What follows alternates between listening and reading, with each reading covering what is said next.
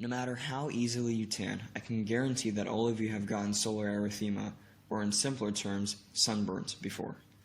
But whether or how sunburns you'll get isn't equal for everyone.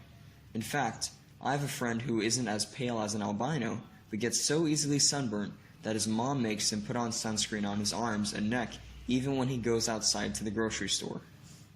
People with African ancestry typically have skin so dark that it's impossible for them to get sunburnt. But what causes the less melanin-rich folk to get sunburnt? Well, for one, it's the lack of melanin. Although mankind's origins are in Africa, as those ancient people moved from continents where the temperature was brutal to places where the sun was kinder, their skin adapted over generations and they became lighter. Which is why when people with European or East Asian ancestry go to hotter climates like South America and the Middle East, their skin isn't used to getting so much UV radiation from the sun. This results in little mutations in their skin cells' DNA. Fortunately, our bodies have a lot of amazing mechanisms to correct these mutations. So, from my understanding, getting sunburnt isn't directly caused by the sunlight burning your skin the same way a lighter would. Instead, your body creates the sunburn look as a response to the damage from the sun by making blood vessels dilate to increase blood flow and bring immune cells to the skin to help clean up the mess. All of this causes the redness, swelling, and inflammation that we associate with the sunburn. Therefore, the saying, "pain is just your body healing itself," true or not, applies to this disease. So once you get sunburnt, what can you do to treat it? Well, if you get a first-degree burn, you can simply wait for it to heal out.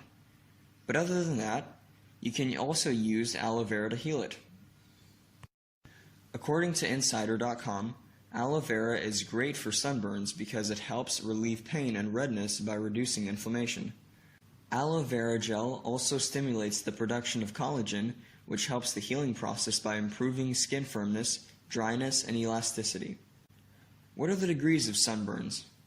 Well, according to the Nucleus Medical Media on YouTube, you have first, second, and third degree burns. Now, anatomically, the difference between these degrees is simple. A first degree burn only burns through the epidermis, a second degree burn only burns through the dermis, and a third degree burn burns through the hypodermis.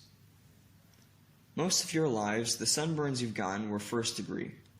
Although at this level you don't need to go to the hospital or get medical care, it's still pretty painful, as I'm sure you all remember, especially if you're wearing a scratchy shirt over your back.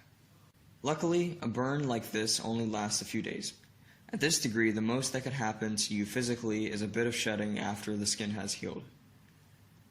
Some of you might have had a second degree burn once in your lives.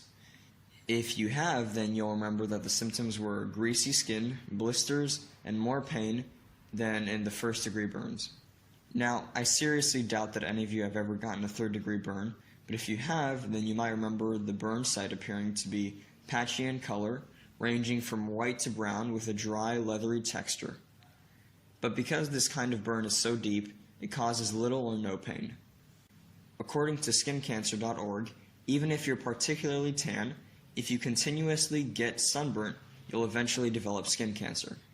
Let's do a little recap. If you were listening, you'll know how to answer all of these questions. You think you guessed everything right? Here are the answers. Aloe vera is great for sunburns because it helps relieve pain and redness by reducing inflammation. Aloe vera gel also stimulates the production of collagen, which helps the healing process by improving skin firmness, dryness, and elasticity. UV radiation causes mutations to form in the DNA of the skin cells. Sunburns are painful, which is true.